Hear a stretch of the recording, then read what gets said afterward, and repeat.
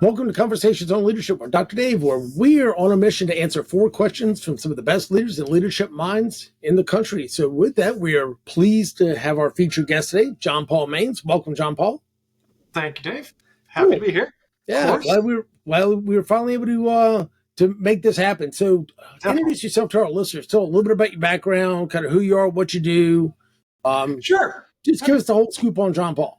Yeah. So I run a digital marketing agency called Click Laboratory. I've been doing that since 2013. Nice. But I've been in the digital marketing space for about 25 years in multiple different companies, running usually marketing teams. And now I've been doing this since, like I said, 2013 and enjoying every minute of it. We serve all sorts of different types of customers, ministries, e-commerce, big brands, small brands, garage startups, you name it. And that's basically what we do. And we are a 100% remote organization. Nice. Well, there's some organizations that lend themselves quite nicely to that. This is one of them, definitely. I've got people in Nepal, I've got people in Ukraine and Poland, plenty of people here in the U.S., and it's fascinating. You couldn't do this 20 years ago like this, and now it's like, yeah, I'm going to have a conversation, and you're literally on the other side of the world, and it's in real time. It's fun. Nice. Well, I'd love to delve into that too, because I mean, obviously this isn't the first thing that you've ever done, and being in leadership positions at other places, I'm kind of always interested to when you build something that starts remote only. There's some challenges obviously that go with remote, but also a whole lot of positive depending on the industry. So I mean, I'd love to find out what have been some of the maybe the good points and bad points about having it all virtual for so long. Well, being totally virtual, being an introvert, not so bad. But no, I mean, you literally get to use the entire world to hire great talent. I'm not limited to just this location.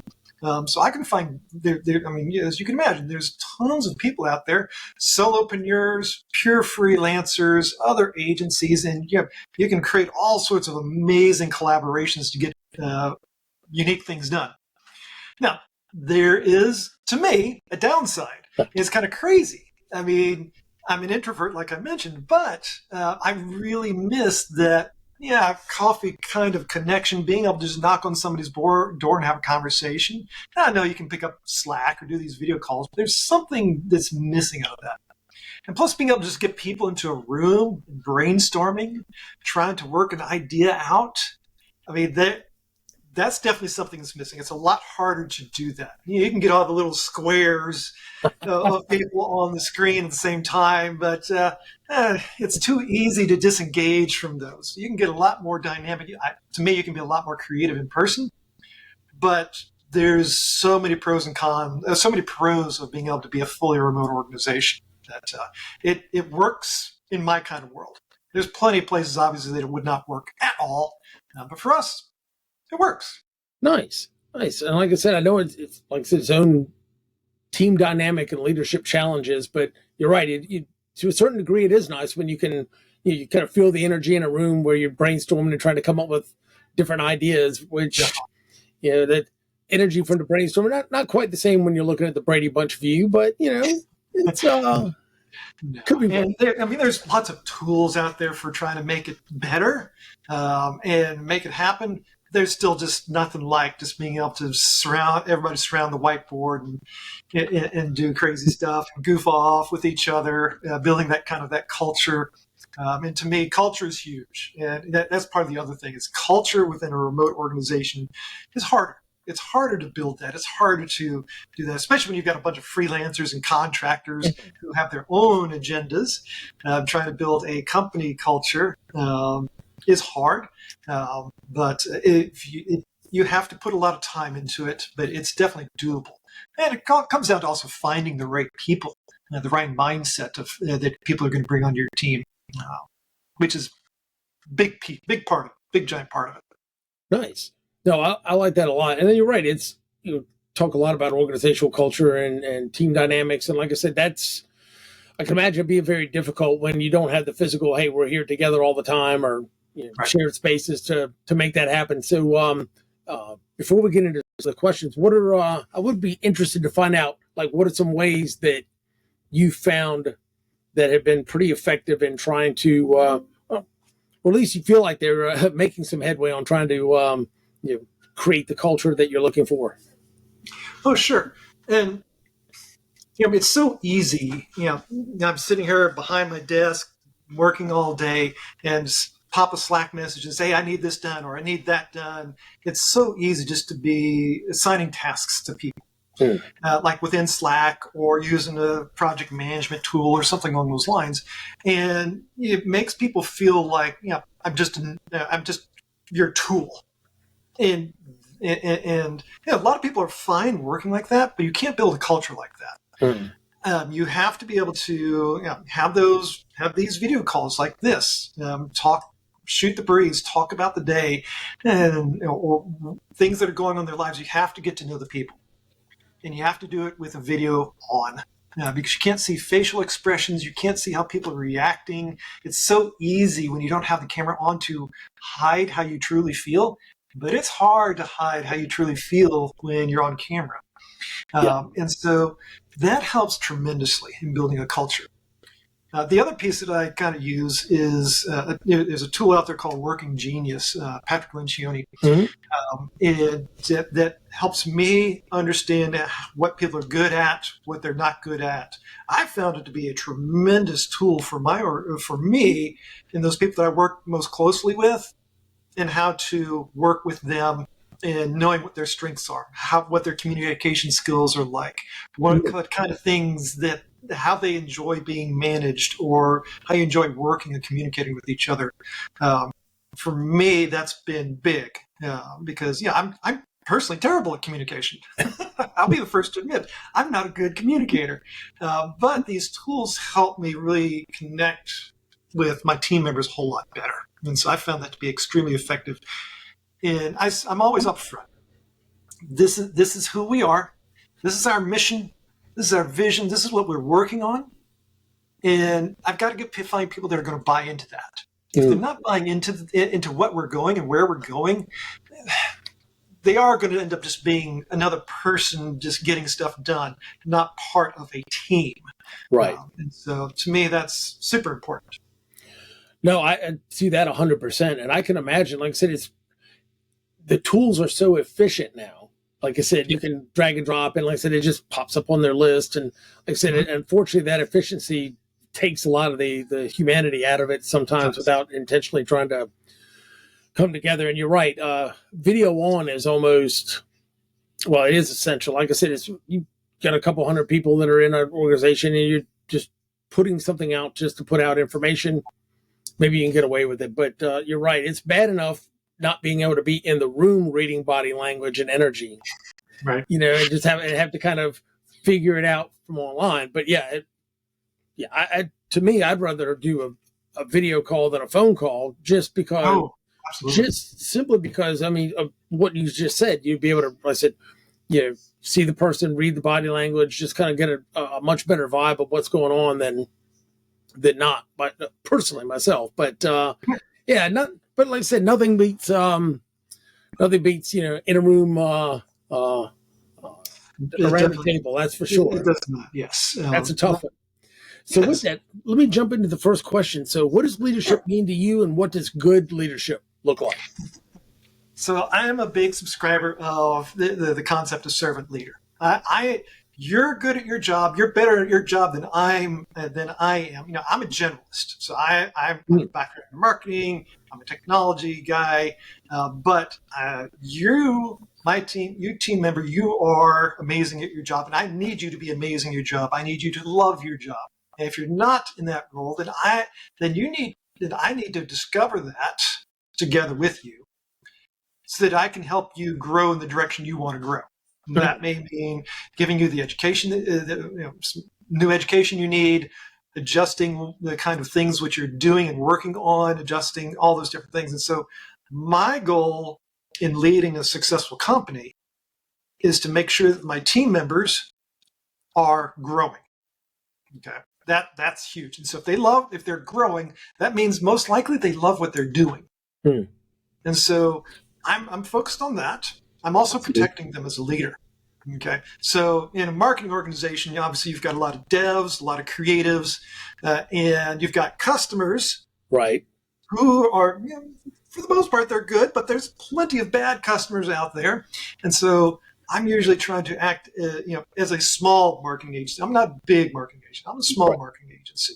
And so what I'm doing is I'm protecting those team members from, having to deal with customers if they don't want to. If they want to, if that's part of their role, great. Yeah, Yeah. I'm all for that.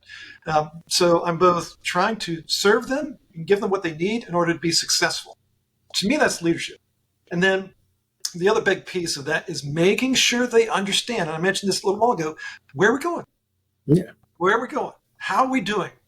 What's the temperature of the room? How's the business doing? And what are we doing to grow that business? And keeping them up to date on what's going on from a leadership standpoint is absolutely critical. Otherwise, they're, again, like we just talked about, they're just doing tasks, which I don't really want.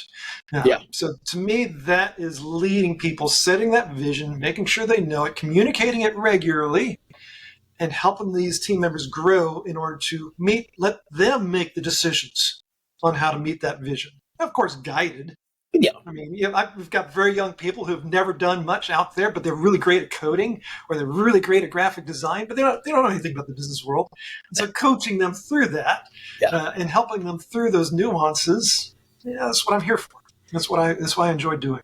Nice. Yeah. It's hard to give somebody free reign when they don't have any point of context Yes. whatsoever. Yes, in those cases, it's all about mentoring and coaching them in the right direction. So, mistakes are going to happen. And mistakes are going to happen on my side. Mistakes are going to happen on their side. I have to give you the freedom in order to make mistakes and not get punished for it. Yes. Unless it's like you repeat it over and over and over, that's a different story. That requires a little bit of correction. Yeah. But I need to give you the freedom to be able to make mistakes, try new things, make mistakes, learn from those mistakes, go forward. What did we learn from it? And so that's important. Well, I think we've had a lot of people talk about this, but I think most of the learning comes from, well, wouldn't have done that again, or it just comes from the failure in general. You seem to learn a lot more by, Yes. dumb, I know what never to do again, and versus it happened to go right. So I've seen some, and giving people the opportunity to, like you said, fail without knowing that they're going to get their hand smacked, or to the point where, like I said, if it's not repeatable and deliberate, it's kind of like, okay, this was not intentional. Obviously, this is a learning. But how else are you going to grow and learn if you're not able to make mistakes? You got it. Nice. Well, with that, I think we will go to our next question. So, what was one of the biggest leadership challenges you've had to face? This business. I mean, in many ways. So I started this in 2013. Never being in a remote situation. I've always been part of a team on site, getting things done. And so really the biggest challenge was learning how to do this. One, taking the risk to even launch this business in the first place was, I'm stepping really out there, and I don't really know a whole lot about doing this. I've led teams a long time, but doing it all, me being the 100% leader where I've got to do everything from a leadership standpoint when you're small like that, that was challenging. But then doing this in a remote fashion, it was intentional from the beginning to have a remote organization give us the flexibility to do what we need and serve customers worldwide. And we do have worldwide customers. And so learning that and figuring that over the years, I mean, it wasn't just, this is easy. Fire up video, fire up Slack, set up a project management board. Yeah, of course, those technology tools, but learning how to get things done with a remote organization was the greatest. There's lots of challenges in business, but that was really the hardest one to try and figure out and make it actually work so that my customers were happy. Yeah, well, and you were talking about starting since you said 2013. I mean, it's one thing if you were starting, hey, I'm going to do an all remote organization in 2020, 2021, when the world kind of ran to that and yeah, let's go. I mean, it kind of had to a certain degree. I mean, True. Tried to We step were back all on. kicked out of our offices in 2019. Yeah. So I mean, it's not like they had a lot of choice, but I mean, the tools are a lot easier now. If you're starting Yep. today, like, all right, I'm going to do an all remote organization. Great. Oh, I yeah. mean, it's super easy. There's lots of great tools out there. I mean, it's Absolutely. designed for that. But I mean, when I got Skype and WebEx are probably the only two out there at the time, and neither of Yes. those were wonderful. Well, Yes. yeah, You made it work. I mean, that's the thing. You have to, I mean, as a business owner, business leader, you've got to be scrappy and figure things out and be able to change. If it's not working for you, move on, figure something else out to actually make it happen. You've got to be able to make decisions quickly to make it work. But you're right. Yeah. Yeah. Skype. Yeah. it was all Skype calls. I haven't been on a Skype call since before COVID at this point. I don't even know if it exists anymore. every so often I think I see like an interview on the news where it might have the little Skype symbol or something like that. But I think for the most part, man, it's definitely not the juggernaut it was at one point. Let's put it that way. No, which I think is It's probably just part of Microsoft Teams now, or something like that. It might be, and that's funny. It's sort of video. I understand the whole concept with Teams, and I've actually seen one organization that used all of the tools in the Teams toolkit, and I was like, wow, okay, I've never seen anybody really use this. This turned out amazing the way they set it up. Yes. Not a big fan of the video conferencing part of it. Just not. I don't know why. Yeah. It's interesting. I've got a number of customers who have done that and use Teams very effectively. But it's kind of weird. Those that use Teams, use Microsoft Teams, and it may be to that point, I very rarely see them actually use video. We're all just talking. I was like, and I'm the only guy on there in video. I was like, why is nobody joining? Where is everybody? I can hear you, but I can't see you. No, now any other platform, any of my other customers who use different platforms, they're all on video. Yeah. Microsoft Teams, I never see these people on video. Well, rarely see people on video. So it's interesting, but it's a solid tool without a doubt. Yeah, I was very surprised on how you could set up all these different channels and how you can restrict access and open access and all the different things that you can do. I was just familiar with the video. The video part of it. Sure. But no, like I said, definitely I think the tools are out there now to make it a little bit easier to do something all remote. Yes. It does. It's and you see it left and right. There's tons of great organizations now that are fully remote. Now you're starting to see some of the bigger organizations start saying, hey, come back to the office now. And I think a lot of people are pushing back against that because they've gotten used to being able to work from home. But I think and then there's those hybrid organizations where you can do both. And I think that's probably the best way of best setup these days, in my opinion. Well, and I understand too. I mean, when you start all remote, you're thinking, okay, I'm purposely not going to be getting office leases and space, and I don't have to worry about the physical infrastructure. I have a friend of mine who's got I think I call it an all-in-one business. It's like, it does bookkeeping, does websites, does a little bit of marketing, but basically it's all the back-end stuff that, it's like, hey, you go run your business, we'll handle all the back-end stuff for you. Sure. Right. But same thing, you got a lot of big team doing bookkeeping. Years ago, accounting and bookkeeping had a whole lot of, dead trees involved in it, and not anymore. And I think he does all his, when he first started, he had an office, and I think he was just like, yeah, I don't need it, and it's cost me more, and I can invest more into my company, invest more into my people. I can pay a little bit better, get better talent, and do more for them because I'm not having to pay the physical infrastructure. All of the, it's tax season right now. And so you see all of these, I'm seeing all these ads left and right that, okay, pull up your app and just talk to our person on video and we'll get your taxes done for you. These are all remote organizations now. You're talking to somebody who's working out of their home for these big tax businesses. And this is commonplace now. And it's made companies be far more agile in what they're capable of doing. And so it has worked, and it works for us, and it works for a lot of companies. Nice. Well, like I said, that's why I was so curious about when you were talking about trying to create, culture, because leadership is a lot different to a certain degree, and building culture is significantly different when you don't have some of those shared spaces, shared experiences, at the same time. So that was really kind of a tough one. But with that, let's go ahead and wrap it up for this segment of Conversations on Leadership with Dr. Dave. And we will be back in just a moment.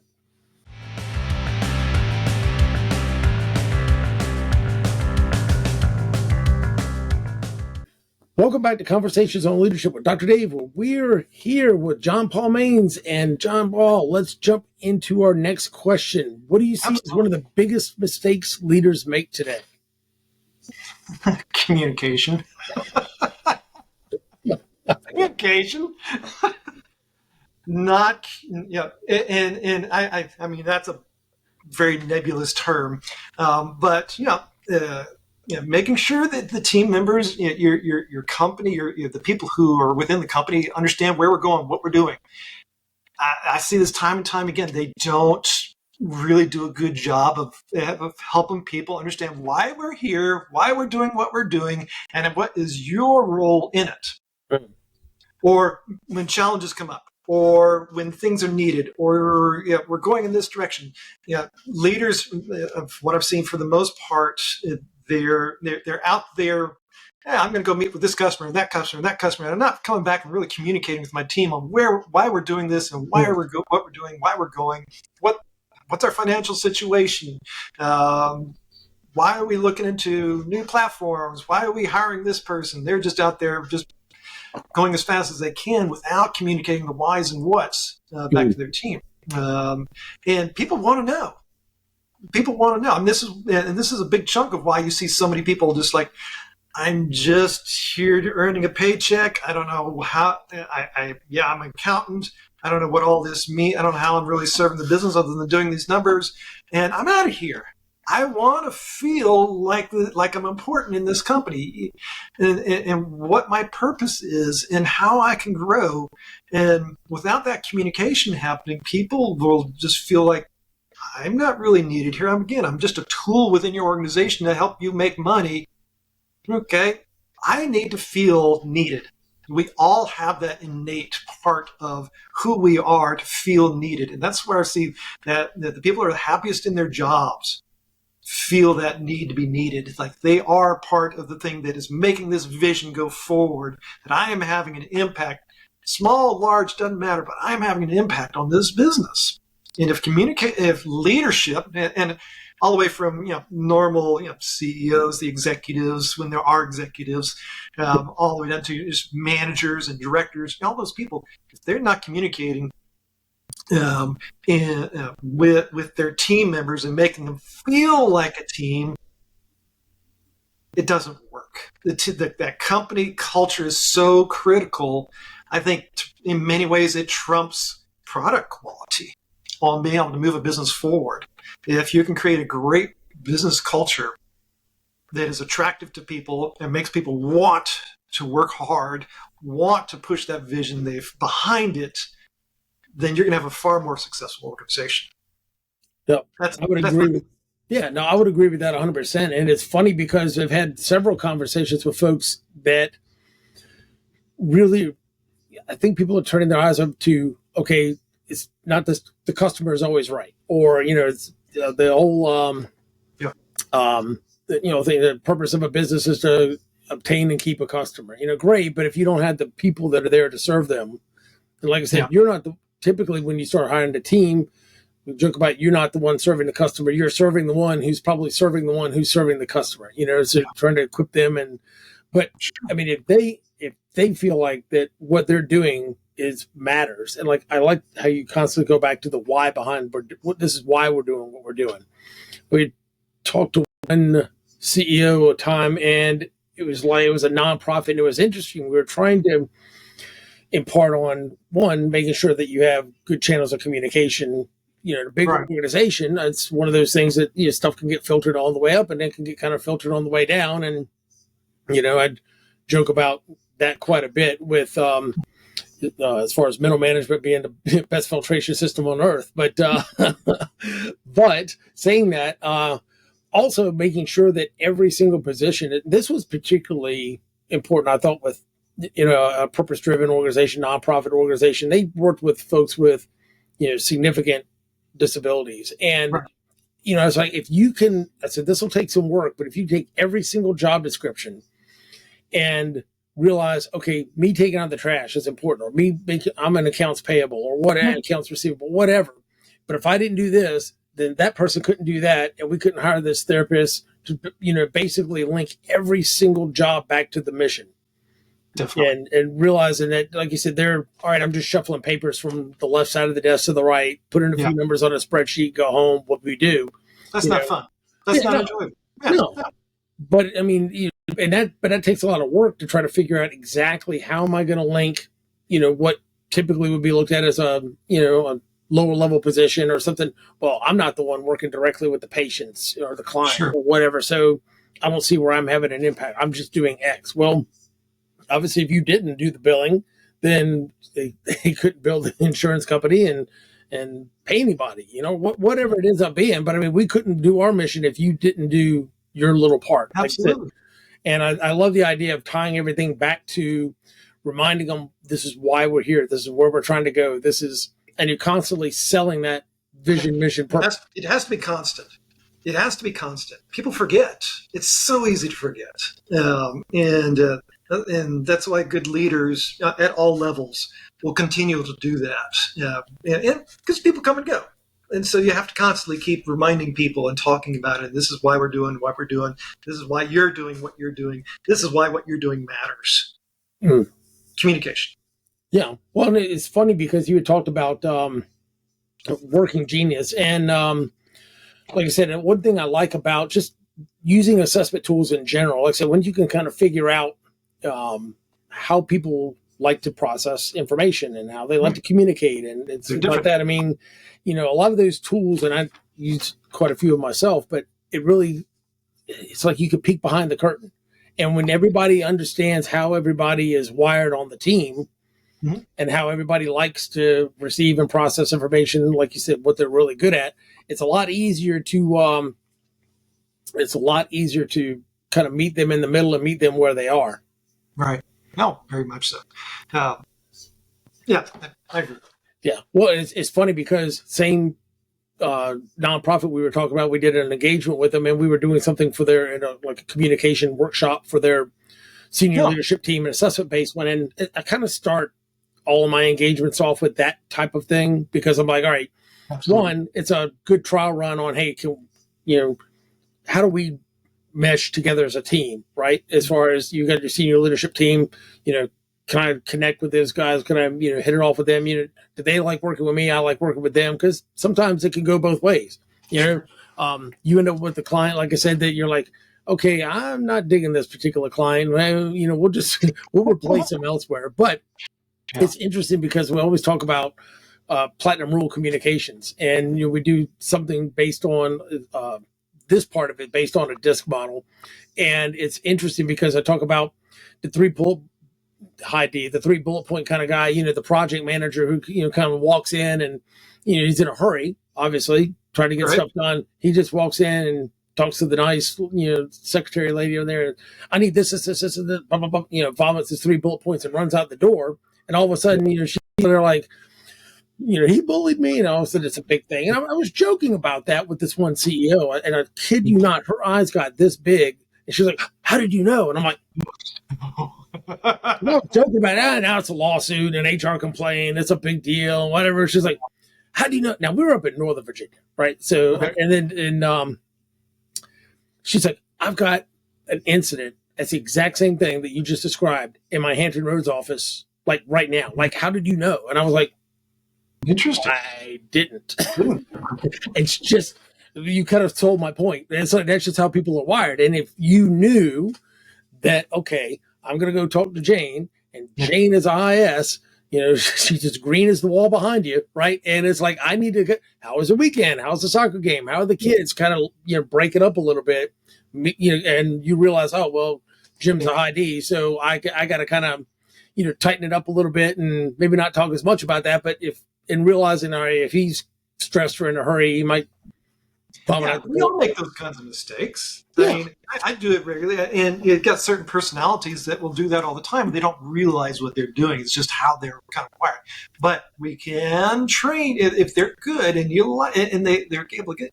People are trainable. 100%. As long as they're coachable, you can help them through those kinds of issues. When you spot it, you've got to be able to have the freedom in order to have disagreements or arguments within an organization to resolve issues. If you don't Yes. have that freedom, that kind of stuff isn't going to come up. And that comes back to leadership on being able to make sure we've got a safe environment here to have these kinds of conversations. You aren't in trouble. You aren't in trouble. Let's figure out how to deal with this better. So, Joe, this is what you're doing. We see this constantly. You're great at what you do. We need to help you with this and how to talk to people. Well, I laugh because part of this, we talk about platinum rule communications, and people kind of look at me strange, like I've never heard of that before. And of course, I always have to poke the bear, and I get people angry at me when I say this, but I'm like, the golden rule is great for everything except communicating with people. That's the one thing that really not the great. Couldn't be, the reason I say that is I got the 3 bullet point guy again, right? If I go around like, well, that's how I like to be communicated with, so I'm going to communicate with you how I like to be communicated with. I go around vomiting 3 bullet points on everybody and running out the door. I'm going to probably tick off 3/4 of the people out there, right? Because they're completely different communication style. Where they talk about platinum rule communications, communicating with someone how they would like to be communicated with. Yeah. You don't always know, but through some training, and you kind of realize I can kind of by the words they use and their mannerisms, and this person's probably more analytical or more outgoing or more kind of driven or whatever. And now I know, okay, if I'm dealing with somebody that I think is a high C, a really analytical person, here's 3 things that I know to do, and here's 3 things to avoid like the plague. Right. If I do this is going to tick them off and just trigger them, and they're going to go bananas. Right. So it's the cool part is when you can know that about your whole team. And that's why I loved it when you were talking about using assessment tools, where your whole team knows how everybody is wired. Sure. Then they can, then they can actually, I got to meet with Bill, and I don't meet with Bill that often. So he doesn't regularly communicate. So let me pull up his assessment and let me do a little bit of research on Bill, and just let me remind me on how. Yeah, but I mean, it goes a long way, because when you know how the team is wired, okay, well, I know how the boss likes to be communicated with, and one of the reasons I like using some of those tools is I always get the have a team roll up, so you see where everybody's at, like on a graph or something. But if you're I was gonna say, it doesn't necessarily excuse to be so. Like I know, Joe's kind of these swoop in, they poop on the table and they leave. They make the dump, and it doesn't excuse that behavior. But if you have those profiles, the good and bad of how people work. You can work on it. Joe can work on the bad, on how he interacts with people. But if Joe has a bad day and he comes in and does that, you understand that it's not personal. This is how Joe does work, and it's not about me. Yes. And it's good for both sides of it. Exactly. Hit the nail on the head. And one of the things I like to kind of get a little bit deeper into is, okay, for these main communication styles, here's how they see themselves. They see themselves as A, B, C, D, E, or whatever. Yeah. But more importantly, it's like, this is where it really gets, to me, it's one of my favorites. Here's how they can come across under either a moderate amount of pressure, stress, fatigue, or under a severe amount of pressure, stress, fatigue, most important, and not even realizing they're coming across that way. Sure. So just like you were talking about, all the bad stuff. Well, if I know Bill's wired this way, and like I said, doesn't excuse bad behavior. Don't get me wrong. No communication style, personality style, excuses bad behavior. But if you know that this is how Bill comes across when he's under stress and not even realize it, he's not doing this intentionally, probably. So, and then you can deep dive a little bit into you as the leader. Okay, Bill, instead of playing whack-a-mole with the behaviors, all right, what's going on? Everything cool at work? Everything cool at home? Just find out what the pressure, stress, fatigue is, instead of, And that's why open communication is so important. An environment that you can do that, to be able to address that kind of stuff without knowing that you're going to just get fired or whatever, as long as those bad behaviors do change over time. If there is no attempt, it may be time to set your future free. Correct. Right. Give you the opportunity to pursue career opportunities elsewhere. Yes. Yes. So we will give you that chance to pursue those options at another organization. But yeah, I mean, it's part of it is I honestly think, to your point, is for any of that stuff to work, you generally have to care about people. Oh, definitely. Because Definitely. like I said, it doesn't matter. You can know how everybody on the team is wired. You can know how they communicate. You know what they're good at, what they're skilled at, and still be a jerk. Because if you honestly don't have that, I think, genuine care for people and want to serve people, then And that usually comes with just good hiring principles and being able to really, really, really screen people in. Don't let the egos in the door.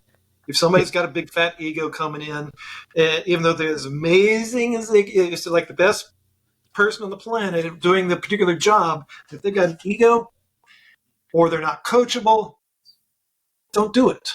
yeah, Don't do it, and you'll be your organization will grow much better with those right people on the team, and that begins with great hiring. Whether it's a contractor, a vendor, it's a contractor, vendor, or employee, all of those people that you're interacting with, you want to be able to choose the right ones. It's a bad, even a bad customer.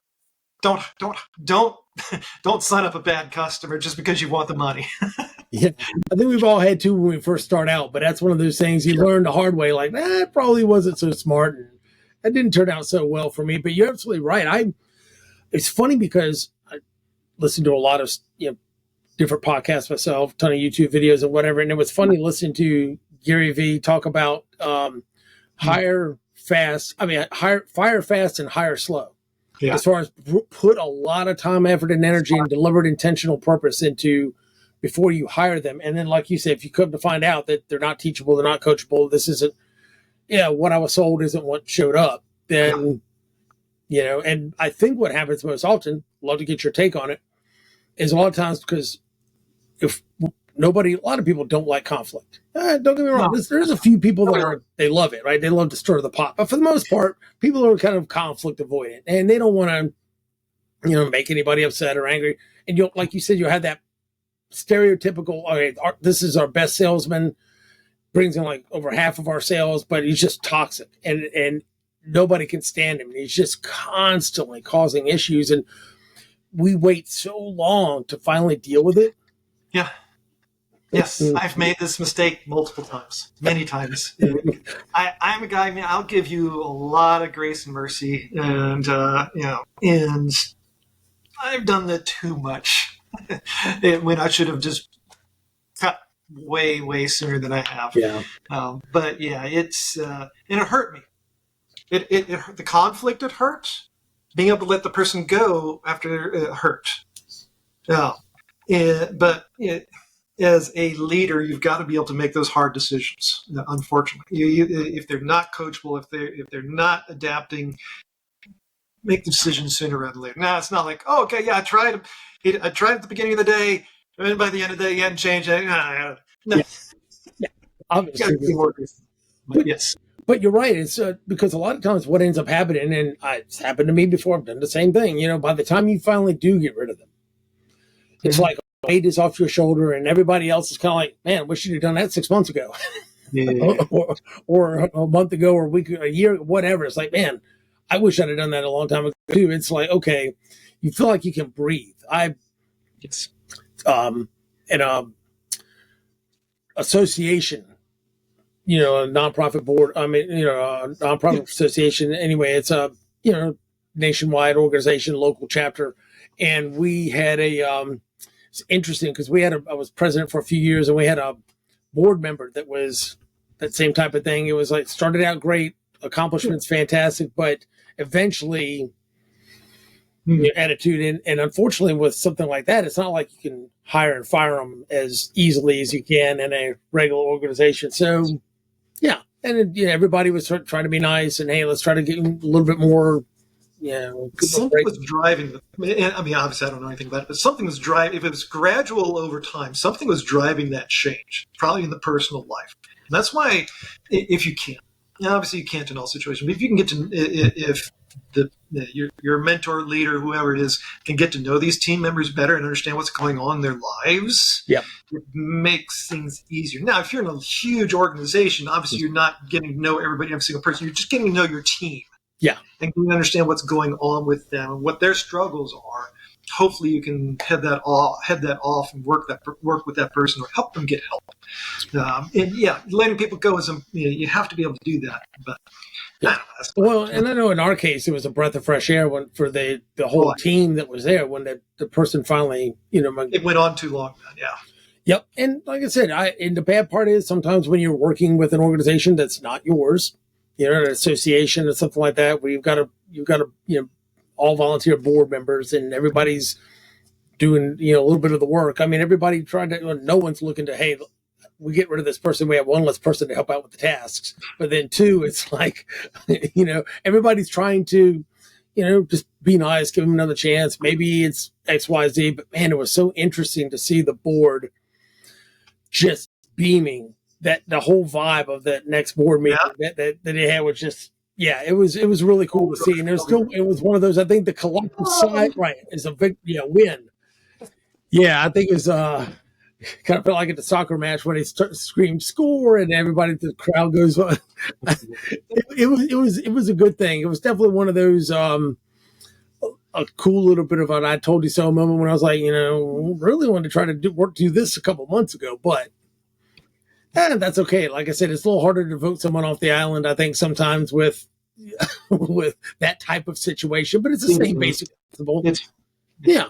The toxic salesperson or whatever, you don't want to get rid of them because they're so bringing in allegedly so much revenue. But when you get rid of them, everybody, thrilled. But steps are exactly.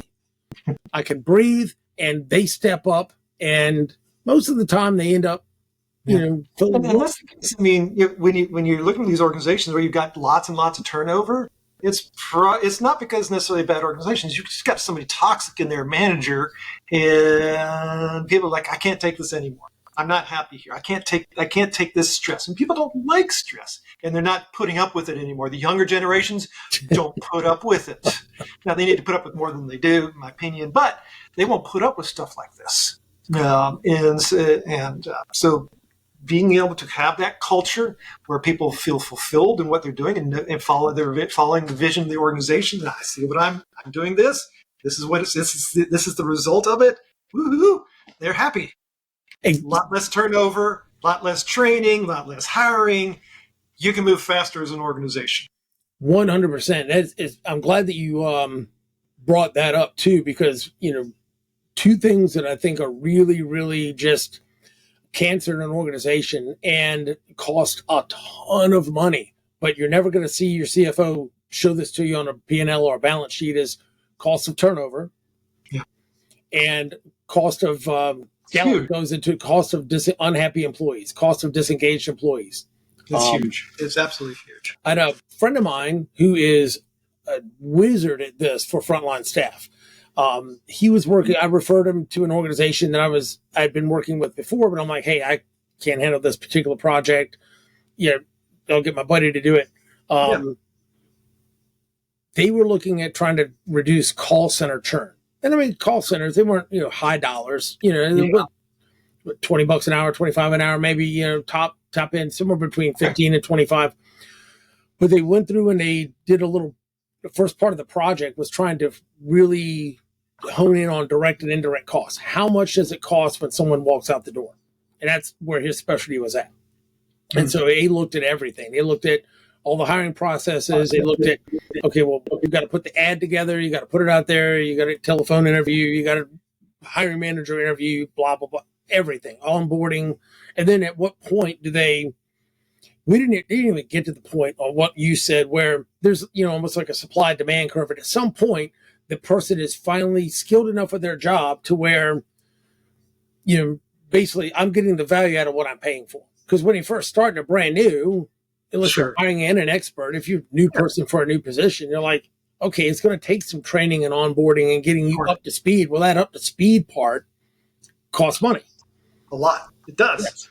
Well, they didn't even get that kind of crossover point on, bringing them up to speed. But I think they Then you realize at the end, it was like, I think it was like $18,000 was the actual hard dollar cost per person that Yeah. they were doing. And they were running through tons of these guys. And so, but it made it a lot easier for them to actually do something, to invest the time, effort, energy into making a change on how they did their hiring, because they're like, wow, okay, now I see a definitive ROI on it, because I can, if I had 100 people leave last year and we had to hire 100 new people, out of a 300 person call center, well, yeah, I can actually. The executives are used to that, but they're not used to seeing those numbers like you just talked about. Once somebody can see those numbers, oh, now I get my hands around this and see that this is costing me a lot of money and the growth of my organization, I can now make that change.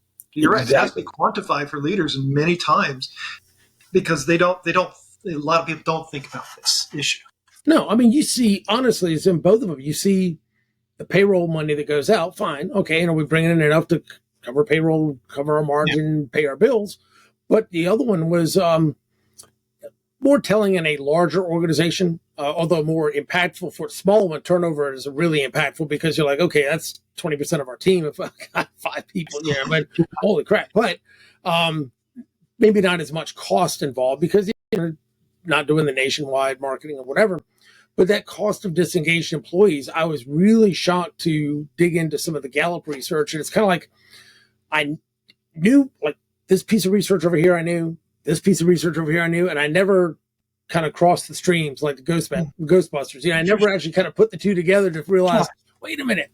Because, you see the Gallup State of the Workforce report. Every year, so many people are engaged, so many people are not engaged, and then you got the actively disengaged, and about 16%, right? About half of people are just clock punchers, man. They just, I come in at 9, I leave at 5, nice folks, but they're really not into it, but at least it's better than the bomb throwers, that 16% that, I steak, lobster, shrimp in the cafeteria every day, and they're not going to be, no matter what you do, they're not going to be happy.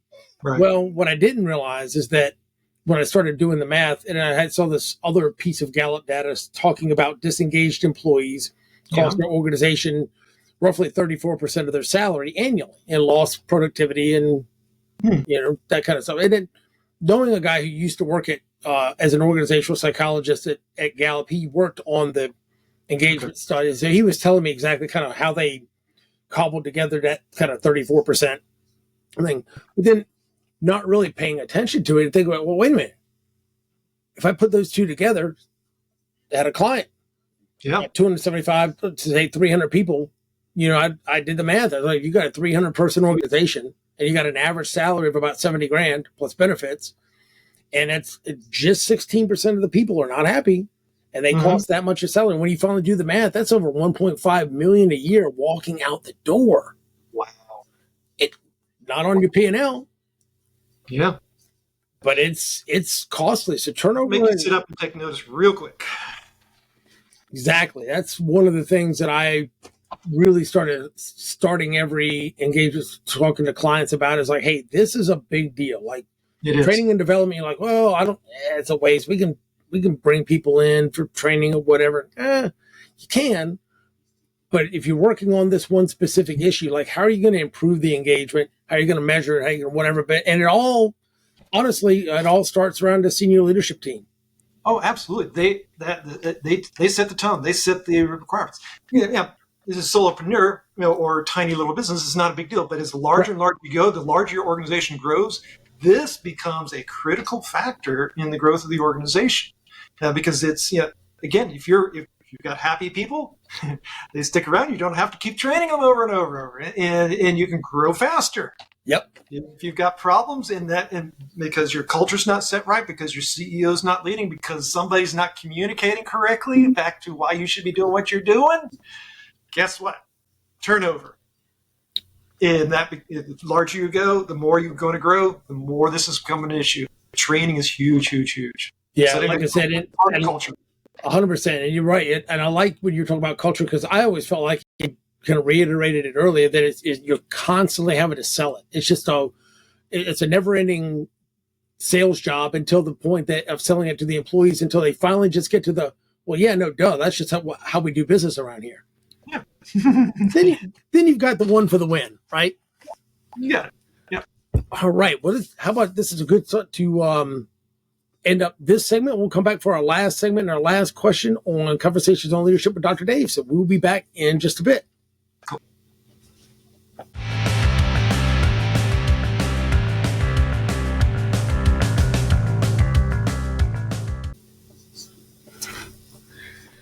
Welcome back to our final segment of Conversations on Leadership with Dr. Dave. And we're here with John Paul Maines. And we'll jump into our last question. Awesome. What do you think is the best way for leaders to improve their leadership skills? Training. Education. I mean, really. And gathering feedback. So I think that you never stop learning. If you're setting up a learning organization, like we talked about in our last question, right, and you've got their appropriate culture, well, guess what? If I'm going to be a servant leader and learn how to serve my organization in order to grow faster, I have to get more and more education. I have to be up to speed on what's going on. Education from the standpoint of what's going on in the business, education toward my skills, because things change, environments change. We learned this drastically. COVID, post-COVID, remote workforce, all this stuff that's going on, we had to be able to adapt. We had to learn. We had to, you had to try new things. And leadership has to be able to be flexible enough to constantly be learning to be able to help their team. If they're not learning, then they're stuck. Their teams can't adapt either. They're stuck. And so, I believe that this is probably the biggest thing that you should embrace, because if you're embracing it as a leader, your team's going to embrace it, and it's going to be better. You'll always be learning, always learn, and that's not good English. always be learning. Well, I was going to say, ABC always be closing. I mean, it goes along that same type of people talk about sales, but yeah, if you're not working on trying to get better as a leader, why would anybody else in your organization put the effort into doing it? They have to see it from you. You're leading. If they don't see you doing it, why should they do it? Yeah. If you're not communicating, your frontline managers, why should they communicate? You set the tone as a leader for the rest of your organization and for your team. And so that comes back again to being able to lead, to be able to grow as that leader. It's like, I know that, coming back to working genius from whatever earlier questions, I know what my strengths are. I know what my weaknesses are. And so I know if I know what my weaknesses are, I can at least work on them to make them better, because as a leader, you're pretty much going to have to embrace all those areas in some form or fashion. Yeah. Okay. You're going to have to put on all those different hats at some point or another, even though you may not necessarily be good at it. You can train yourself to become at least decent at it.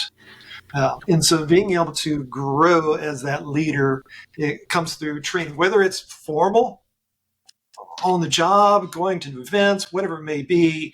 You have to be able to grow as that leader. That experience comes through training.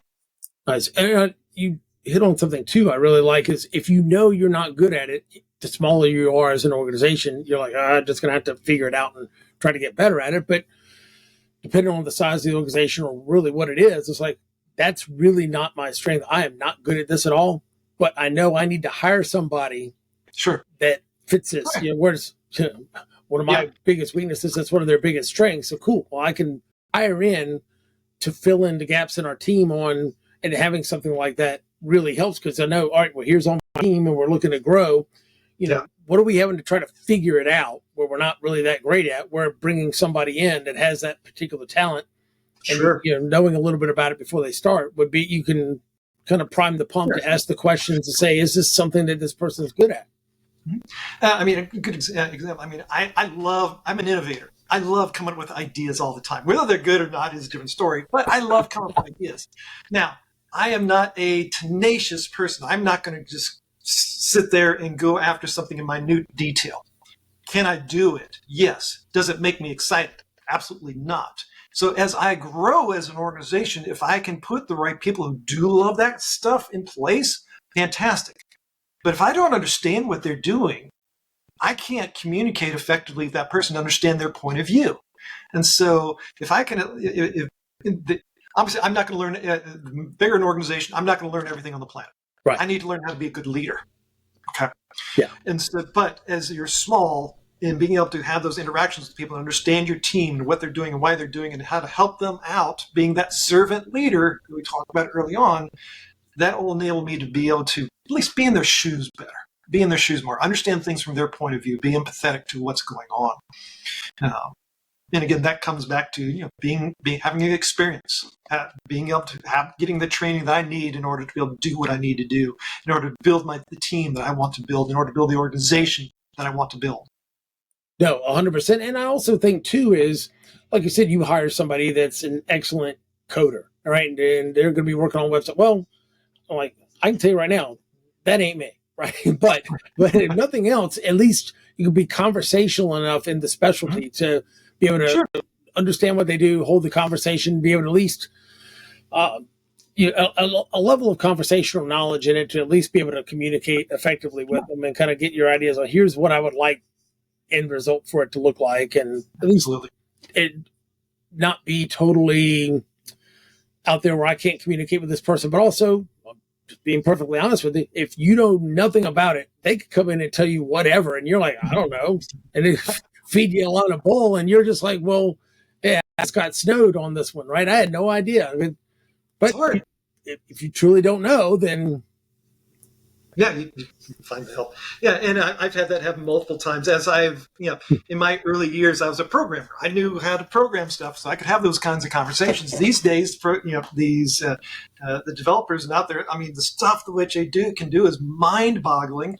But I have no idea what they're talking about in some of these situations. Like, I don't know if you're good at something or you're just throwing gobbledygook at me, but sounds good. But that's why I've ended up over time having people I do trust in order to be able to make those kinds of decisions for me, with me, or just go for it. So you've got, again, that comes back to being able to build that team which you can trust. You can have those conversations.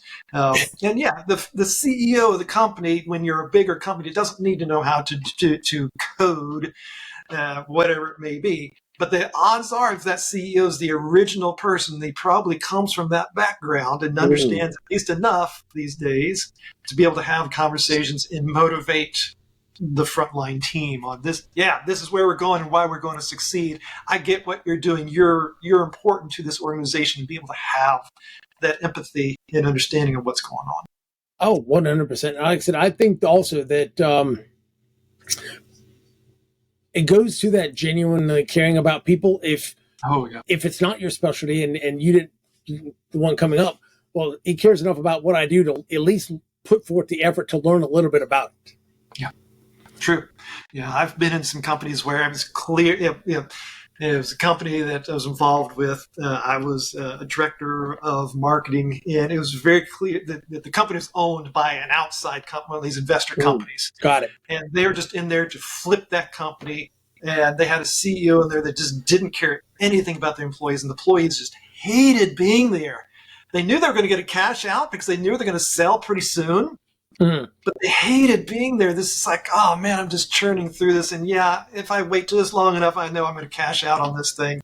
But the CEO was just there to flip the company, not to try and create an organization. And I get that, but it was a painful environment to be in. Well, in flipping the company, I mean, the first thing that comes to my mind is you got to have something to sell.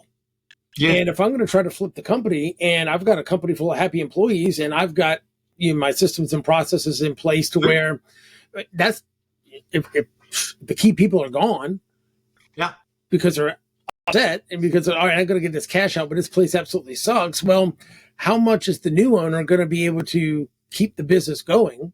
Yeah, if a lot of those people leave, or they've sown so much hate and discontent amongst the frontline employees, you're technically. And that's exactly what happened. That's exactly what happened. The vast majority of people fled as soon as they got that cash in hand. See ya. I'm out of here. They did not like what they were doing anymore. And then the bad part is, like I said, then you really don't have a business there. You don't have an asset. Like this person just bought something now; it's almost worthless because what are you going to do with this? Right. I mean, the whole point is for you to be able to. I can walk away. Couple weeks a month, business is still growing and still doing and whatever, me not having to be there. That's why listen to folks talk about, okay, you can't be the the solopreneur and have a sellable business, right? At some point, you've got to divorce yourself enough from this to where it's not about you, right? You might be the forward face of it, but if you can't walk away from it for, go on vacation for a couple of weeks, and like I said, and and it's not a business worth buying. Yeah, it's a lifestyle. That's a lifestyle business. And if I'm selling my company, and I'm the company, yeah, guess what? Yeah. Most of the time you're selling it, you're not coming with it, or you're only coming with it for a certain amount of time in the transition. And right, you have to have something that's something that's scalable and sellable. And like I said, that's coming in to churn and burn to flip a company like that. Like I said, in going scorched earth and creating all that hate and discontent. Like I said, it's what good are you really doing other than, like you said, I got the cash out. But then from an ethics perspective, are you really selling them a viable, great business? I mean, is it really worth what they're paying for it? $1 million to $10 million, $1.50. I mean, it doesn't matter. I mean, if you're selling them something that's basically going to disintegrate as soon as they the key managers leave and they sell it, I mean, it's worthless. Yeah, and from an ethics perspective, you feel good about yourself for, well, yeah, I got paid, but I mean, I basically sold them something that was worthless. I mean, it may not be totally officially fraud, and they may or may not be able to sue you for it, but I don't know. It's getting kind of close. I'll put it that way. Yeah. Yes. So with that, tell our listeners how they can connect with you, your company, your book website, connect on LinkedIn, basically anything that they're like, hey, man, I like this guy, and I want to try to find out more about him, what he does. Obviously, plug the company, and I was impressed with some of the big brands that you guys have worked with before. So that was pretty impressive. Yeah, it's been. I mean, it really is part of the beauty of running a marketing agency. If you allow, you can work with all sorts of amazing people and across amazing industries. I've done stuff that's like I know nothing about this industry, but I'm able to help. I'm still able to help so many companies, even when I don't know a particular industry, and just get in there and learn. So it's been fun. But yeah, if you look for me, if all you have to do is search on John Paul Maines, and you'll find me personally. If you ever just want to I'll talk to anybody. The company is Click Laboratory, so clicklaboratory.com. Yeah, nobody can spell laboratory these days. Even I sometimes challenge, how do I spell that again? Why did I pick this as a name? But hey, it's what's stuck.